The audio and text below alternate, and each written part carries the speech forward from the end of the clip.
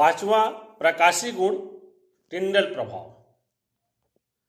जब किसी कोलाइड विलयन में प्रकाश किरणें गुजारा जाता है तो कोलाइडी कण प्रकाश का प्रकीर्णन करते हैं, जिससे प्रकाश का मार्ग चमकीला दिखाई देता है, अर्थात प्रकाश का मार्ग दिखाई देता है। इस प्रभाव को सर्वप्रथम फैराडे ने 1857 में प्रदर्शित किया था और टिंडल ने इनका सविस्तार अध्ययन किया। इस कारण इसे टिंडल प्रभाव या फैराडे टिंडल प्रभाव कहते हैं। देखते हैं ये चित्र में, देखिए यहाँ पे प्रकाश का पुंज गुजारा जा रहा है और इस प्रकार से देख रहे हैं कि प्रकाश का जो है शंकु बन रहा है, शंकुनुमा प्राप्त हो रहा है, टिंडल शंकु बोलते हैं उसको। तो जैसे ही ये प्रकाश कोलाइड कण में आते हैं तो ये जो प्रकाश का मार्ग है दिखाई देता है। हम वास्तविक विलयन में अगर ये गुजारें तो ये प्रकाश का मार्ग दिखाई नहीं देता है,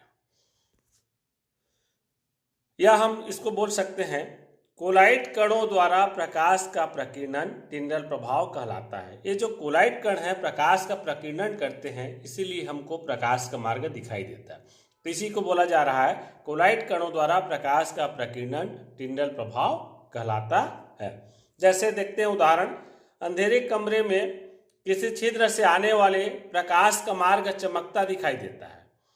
प्रकाश के मार्ग में आने वाले धूल के कण उसे प्रकीर्णित करते हुए चमकते हुए दिखाई देते हैं। मतलब प्रकाश के मार्ग में जो धूल के कण आते हैं, यही धूल के कण कोलाइडी कण हैं और वो प्रकाश को प्रकीर्णित कर रहे हैं, इस कारण चमकीला दिखाई देता है। आपने घरों में देखा होगा खिड़कियों से प्रकाश आते हुए या फिर खप्पर के या कहीं के छिद्र से सूर्य प्रकाश आता है, तो इस प्रकार हमको प्रकाश का मार्ग चमकीला दिखाई देता है।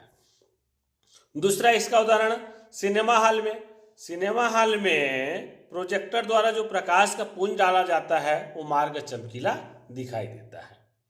इससे आइए एक उदाहरण से और देखिए चित्र के माध्यम से। ये लाइट का सोर्स है, पहला वाला विलयन वास्तविक विलयन है, तो देखिए इसमें कोई भी प्रकाश दिखाई नहीं दे रहा है। लेकिन हमें दूसरा और तीसरा पात्र की बात करें तो प्रकाश जो है दिखाई दे रहा है। इसका मतलब ये है ये दूसरा और तीसरा पात्र कोलाइडी विलयन है। कोलाइड के कण इन प्रकाश को प्रकीर्णित कर रहा है और ये हमको दिखाई देता है। फिर है गतिक गुण ब्राउनी गति, जिसको बोला जाता है रॉबर्ट ब्राउन ने इसको दिया था। हम इसको भी समझ लें। देखेंगे आप लोग किसी अंधेरे से या किसी छिद्र से सूर्य की प्रकाश घरों में प्रवेश करती है तो वहाँ कुछ कण, धूल के कण उड़ते हुए गति करते हुए दिखाई देते हैं, अनियमित गति करते हैं। तो इसी से संबंधित इन्होंने नियम दिया कोलाइड विलयन से और इन्होंने बताया कि कोलाइड विलयन में कोलाइड कणों का टेढ़ी मेढ़ी गति करना ब्राउनी गति कहलाता है। अंधेरे कमरे में एक छिद्र द्वारा आती प्रकाश की किरणों को देखने से धूल के कण इधर उधर गति करते दिखाई देते हैं। आइए एक प्रयोग से समझते हैं। देखिए मैंने एक पात्र लिया हुआ है, इस पात्र में लाल कलर में कण दिखा रहा हूँ। वैसे कोलाइड विलयन में बहुत सारे कण होते हैं, पर आपके समझने के लिए मैंने एक कण लिया है लाल कलर का, देखिए, और एक किस प्रकार से गति करता है उसको भी देखिए। देखिए गति कर रहा है टेढ़ी मड़ी, इधर उधर जिग जैग गति इसको बोलते हैं, टेढ़ी मड़ी करती है। वैसे इसमें बहुत सारे कण होते हैं, आपस में टकराते हैं और टक्कर के कारण जो इनमें गति होती है। ये देखिए गति को मैंने चित्र के माध्यम से भी प्रदर्शित किया है, तो आप इसमें देख रहे हैं इस प्रकार से जिग जैग गति ही कोलाइड विलयन की जिग जैग गति ही गतिक गुण या ब्राउनी गति कहलाता है। यह कोलाइडी कणों के आपस में टकराने से उत्पन्न होता है। फिर विलयन की श्यानता अधिक होने पर ब्राउनी गति कम होती है और ताप बढ़ने पर ब्राउनी गति बढ़ती है। फिर है वैद्युतीय गुण, वैद्युत कण संचलन। कोलाइडी विलयन में जब विद्युत धारा प्रवाहित किया जाता है तो कोलाइडी कण विपरीत आवेश वाले इलेक्ट्रोड की ओर गमन करते हैं और इलेक्ट्रोड पर ये आवेशहीन हो जाते हैं और अवक्षेप के रूप में पृथक हो जाते हैं। जैसे ही आवेश होते हैं और अवक्षेप के रूप में पृथक हो जाते हैं। इसके लिए हम क्या कर सकते हैं, एक यू नली में ऋणावेशित कोलाइड विलयन AS2S3 आर्सेनिक सल्फाइड को लेकर विद्युत धारा प्रवाहित करते हैं तो कोलाइड कण उसके विपरीत आवेश की ओर अर्थात एनोड की ओर आकर्षित होती है। इसी प्रकार दूसरा प्रयोग हम धन आवेश वाले कोलाइड के साथ करें, जैसे फेरिक हाइड्रोक्साइड विलयन के साथ करें, तो यू नली में जब इसको करते हैं तो कोलाइड कण कैथोड की ओर आकर्षित होते हैं।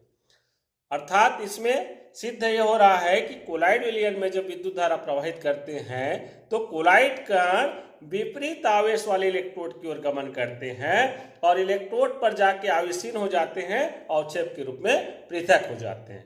आइए देखते हैं चित्र के माध्यम से। देखिए, ये एक यू आकार का पात्र है जिसमें धनात्मक सिरा धनात्मक एनोड इलेक्ट्रोड एनोड है और ऋणात्मक इलेक्ट्रोड को कैथोड कहते हैं। इसमें हमने आर्सेनिक सल्फाइड AS2S3 का कोलाइड विलयन लिया हुआ है।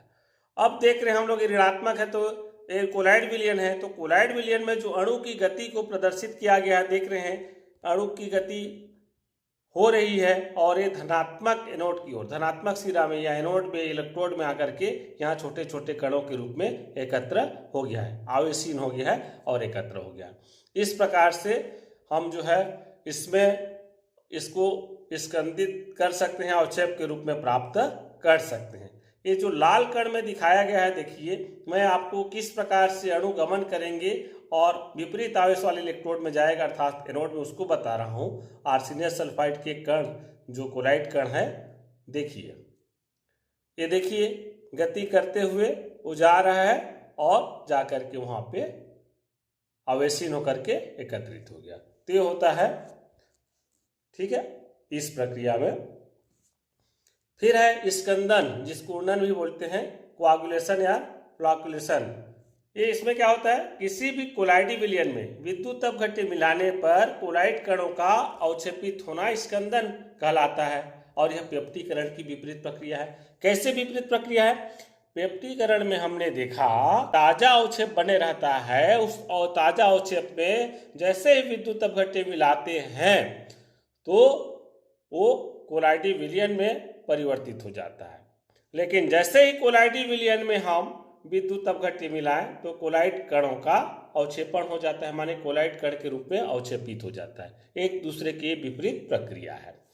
स्कंदन में अवक्षेप बनेगा कोलाइड विलयन से, जबकि पेप्टीकरण में क्या होता है, अवक्षेप से कोलाइड विलयन बनता है। एक दूसरे के विपरीत प्रक्रिया है या हम इसको परिभाषित करते हैं दूसरा रूप से, दो परस्पर विरोधी आवेश वाले कोलाइडी विलयन को मिलाने से अवक्षेप का बनना स्कंदन कहलाता है। इसे पारस्परिक स्कंदन भी कहते हैं। पारस्परिक स्कंदन क्यों कर रहे हैं?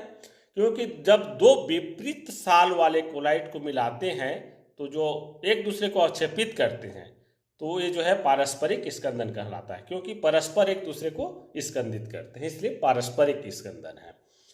उदाहरण देखिए इस पारस्परिक स्कंदन का। यहाँ देखिए, धनावेशित फेरिक हाइड्रोक्साइड के कोलाइडी विलयन और ऋण आवेशित आर्सेनिक सल्फाइड के कोलाइडी विलयन की समान मात्रा को मिलाया जाता है तो ये एक दूसरे को स्कंदित कर देते हैं, अर्थात पारस्परिक स्कंदन की क्रिया होती है। तो याद रखिए, पारस्परिक स्कंदन दो विपरीत आवेश वाले कोलाइडी विलयन को मिलाने से होती है। और स्कंदन का उदाहरण है डेल्टा निर्माण, हम इसका उपयोग में बताएंगे विस्तार से, और रक्त का थक्का जमना, ये सब स्कंदन के उदाहरण हैं। देखिए स्कंदन कैसे होता है एक उदाहरण से। ये पोटेशियम आयोडाइड का सॉल्यूशन लिया गया है, इसमें ऊपर से सिल्वर नाइट्रेट का विलयन डाला गया तो यहाँ पे सिल्वर आयोडाइड का अवक्षेप प्राप्त हो गया। हम इसको इस रूप में लिख सकते हैं, देखिए, या फिर इस रूप में लिख सकते हैं, ठीक है। तो ये अवक्षेप है। स्कंदन की विधियां, कौन कौन विधि से स्कंदन होता है? अपोहन, जिसको हमने पढ़ा। अपोहन में क्या बोला गया कि किसी अपोहक में कोलाइडी विलयन को लेकर के बहते जल में रख देने से उसमें अशुद्धियां बाहर निकल जाती हैं, और जब विद्युत अपघट्य की मात्रा अधिक होती है तो विद्युत अपोहन का प्रयोग करते हैं। विद्युत अपोहन में एक अतिरिक्त चीज होता है, इलेक्ट्रोड लग जाता है, वो भी जल वाले पात्र में अपोहक के बाहर। और दूसरा वैद्युत कर्षण चलन, अभी हमने देखा वैद्युत कर्षण चलन में क्या हुआ, विपरीत आवेश वाले कोलाइड विलयन क्या होता है, विपरीत आवेश वाले इलेक्ट्रोड में जाकर के एकत्र हो जाते हैं आवेशीन होकर के अवक्षेपित हो जाते हैं। फिर तीसरा देखा, दो विपरीत सालों का संयोजन होता है तो स्कंदन होता है, और इस स्कंदन को पारस्परिक स्कंदन कहते हैं। फिर क्वथन, उबालने से उनके मध्य जो परत बने रहता है वो टूट जाता है और वो अवक्षेपित हो जाते हैं। फिर विद्युत अपघट्य मिलाकर, हमने परिभाषा में देखा, ये हमारा ऊपर वाला उदाहरण भी दिखा रहा है। विद्युत अपघट्य मिलाते हैं तो एक दूसरे के आवेश को समाप्त कर देते हैं, स्कंदित होता है। स्कंदन मतलब वही है, आवेश को समाप्त कर उदासीन हो जाते हैं और कण के रूप में नीचे बैठ जाते हैं।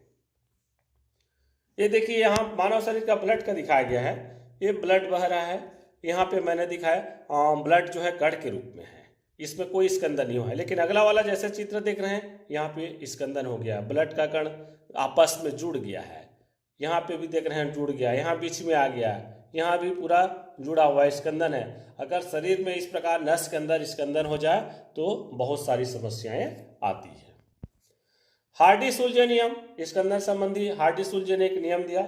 इनके अनुसार किसी आयन की संयोजकता जितनी अधिक होगी उसकी स्कंदन क्षमता उतनी ही अधिक होगी, या बोल सकते हैं स्कंदन क्षमता आवेश के समानुपाती होता है। आवेश के समानुपाती होता है कहने का मतलब किसी भी आयन की जितनी आवेश होगी उसके आधार पर उसका स्कंदन करने की क्षमता और अधिक होती है, आसानी से स्कंदित करता है।